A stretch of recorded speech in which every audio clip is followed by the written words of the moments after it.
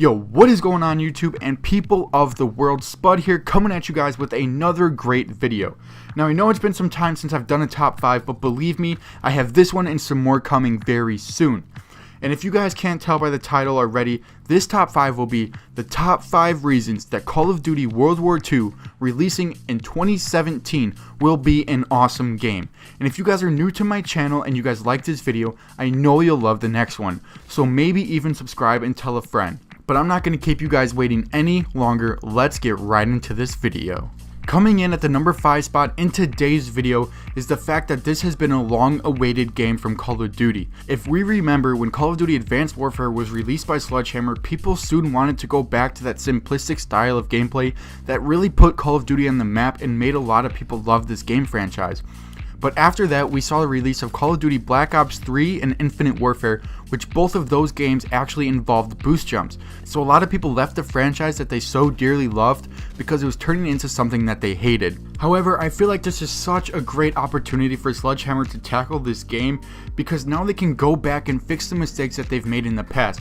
Not only redeeming their name, but also the Activision and Call of Duty names that they tainted in the process. Another reason that this is a great opportunity for Sledgehammer is that this is the first Call of Duty game releasing on the Xbox Scorpio project, which will give them endless possibilities with them being able to render in 4K, providing Sledgehammer with a great opportunity to not only capture this game in beautiful graphics, but amazing gameplay, sounds, and everything else that comes along with a Call of Duty game. Taking up the number 4 spot in today's video is a topic that I actually just touched on, and that is the fact that the graphics, sounds, and gameplay for Call of Duty World War II look unbelievable.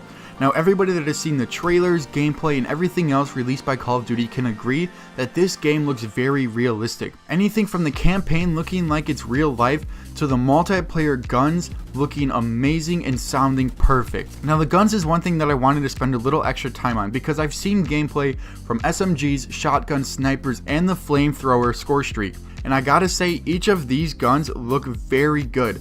I'm a big SMG and AR fan, and I'm really happy to see that they're not super overpowered, and I really like the fact that you're not going to be able to put all these stupid attachments on your guns that'll make them unstoppable and unfair to play against. And the last thing is the zombies, and the zombies we haven't seen anything of, but I have undeniable faith that the Call of Duty zombies will be amazing. Receiving the middle of the pack award in today's video is the fact that the score streaks do not look overpowered or unfair, while they still remain innovative and fun to use.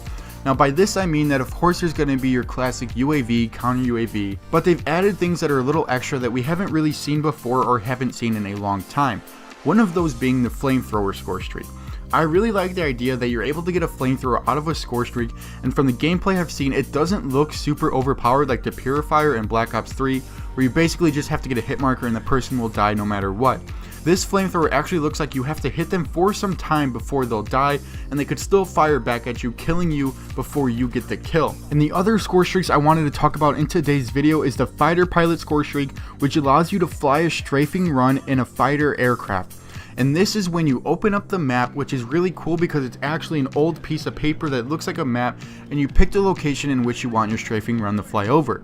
But the thing I really like about this score streak is it actually takes you out of game into the score streak and allows you to have some say where the score streak is actually shooting, as you control it when it flies over. The next one I wanted to talk about was the paratroopers, which seems to be the dogs or the raps of this game. The paratroopers is when you call in a paratrooper reinforcement.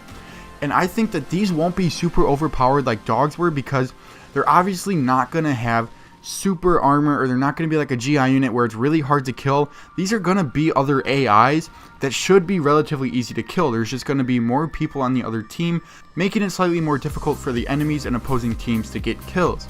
And I like this idea because yes, it's going to give you a good reward from getting this amount of kills, but it's not going to be super overpowered where people are going to leave the game and rage quit because they know there's no chance of them coming back or recovering from this score streak being achieved. Coming in at number 2 in today's video is the fact that this is an old school Call of Duty with boots on the ground. And if you thought I wasn't going to touch a little bit more on this, then you were wrong. Of course, yes, I mentioned it early in the video, but I feel it's important enough to receive its own spot, and a high spot at that, in today's top 5. Now this is a big deal because we haven't actually got a new Call of Duty that has been boots on the ground. And yes, I know we got Call of Duty Modern Warfare Remastered, but that technically isn't a new game, and not everybody got it because not everybody purchased the Legacy Edition with Infinite Warfare. The other reason this is a big deal is because Sledgehammer has a lot of weight on their shoulders with this game, and with it being the first release on the Xbox Scorpio. With all this pressure, it comes a lot of responsibility as well. Their job with this game needs to be to bring back all of the old school OG Call of Duty fans that have left the community, while maintaining all of those new young players that have come in during the boots on the ground futuristic style of gameplay that we have seen for the past 3 years. Because you still want to satisfy the new gamers that haven't really seen that gory, intense gameplay yet of Call of Duty, but you also want to make it gory and intense enough to draw the eye of those old gamers that have left, but have also kind of been keeping an eye open for a game like this to come. That being said, I feel like this game has to rival that of a Modern Warfare 2. And that is because Modern Warfare 2 is by far one of the most popular Call of Duty games and most beloved. If they can capture an experience like Modern Warfare 2, where people play it non-stop and can always get a new experience, whether it be through sniping, running with SMGs, or using ARs or LMGs, then they really will have a gem on their hands.